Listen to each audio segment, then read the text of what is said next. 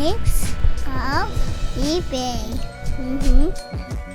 Hi, this is Brian and welcome again to Kings of eBay. One of the questions that I've been getting a lot of from people that they're really wondering is, what should I sell? Well, it's not a very easy question. I just can't say, oh, okay, sell this and there you go, now you just made 6 figures. It's not as easy as that.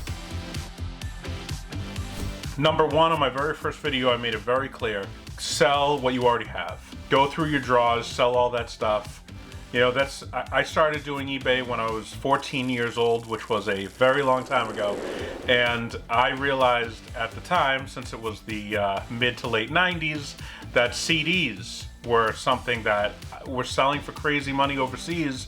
And I ended up going and buying a lot more CDs and then CD stores. And I was buying out places that were going out of business.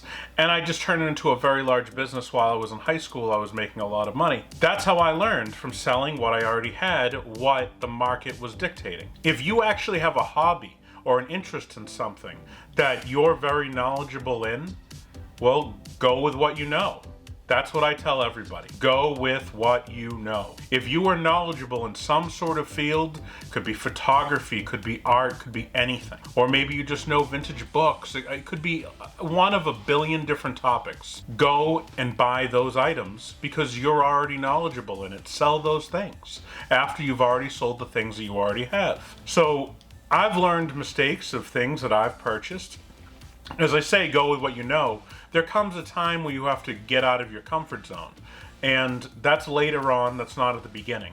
I don't really know anything about military artifacts, but I just was at a vintage event that just had tons of old vintage Army and World War II jackets and all this vintage Army clothing and pins, and I spent a lot of money on that stuff, and I came to realize that was a giant mistake, and I lost a lot of money buying military stuff. And that taught me I don't know anything about military stuff. So guess what I don't buy anymore?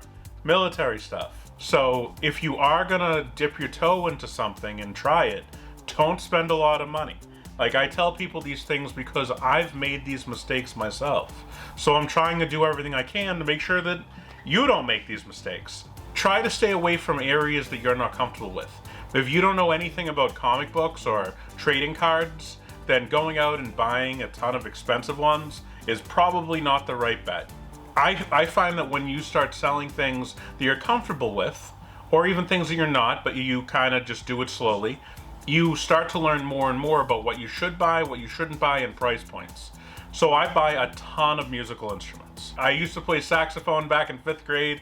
Other than that, I don't know anything about musical instruments, but I learned that they're expensive. So I realized the price points. I would buy clarinets for anywhere from 15 to 30 bucks a piece. I would buy flutes up to $20 a piece, saxophones up to $75 a piece.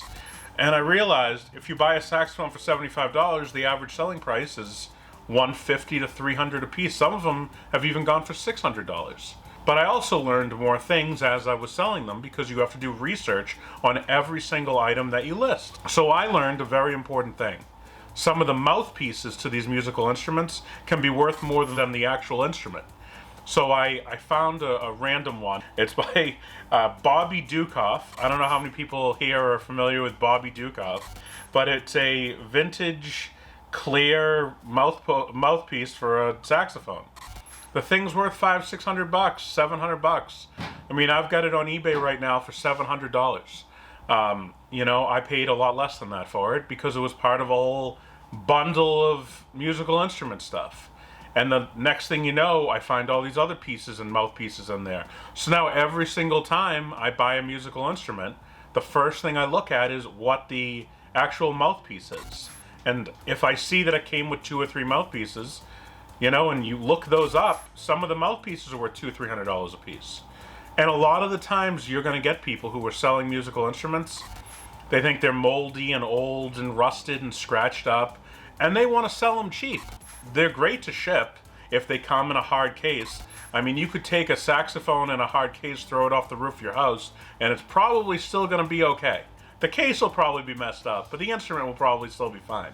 So shipping those, you don't really have to pack them very well. Just throw them in a box The case basically takes care of it themselves. As far as for shipping and handling costs, you know, that sometimes if it's going somewhere far away, that can add up, but bake that into your price. So for me, I highly recommend to those people that are starting out and newer, because I'm doing a lot of these videos for people who may have lost their job, may be looking for a new industry, maybe some way to make money. And these are the people I really want to talk to first. To the people who have been doing eBay for 10, 15, 20 years, like myself, you know, some of the stuff you may already know, some of it you may not. But at the same time, you know, I want to be able to have it that more and more people use the site and they sell stuff and they make money.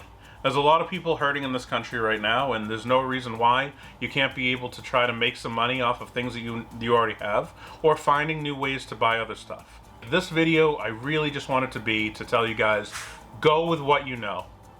If you know a specific type of item, whether it's sewing equipment or whatever, I mean, or even if it's like vintage shirts, then that's what you should be buying and selling at the beginning after you've sold your own stuff. So if there's anything else you can think of that you really want to know more about, feel free to click subscribe and send me a message and let me know what you want to know. So yet again, thank you for tuning in. This is Brian with Kings of eBay. Thank you.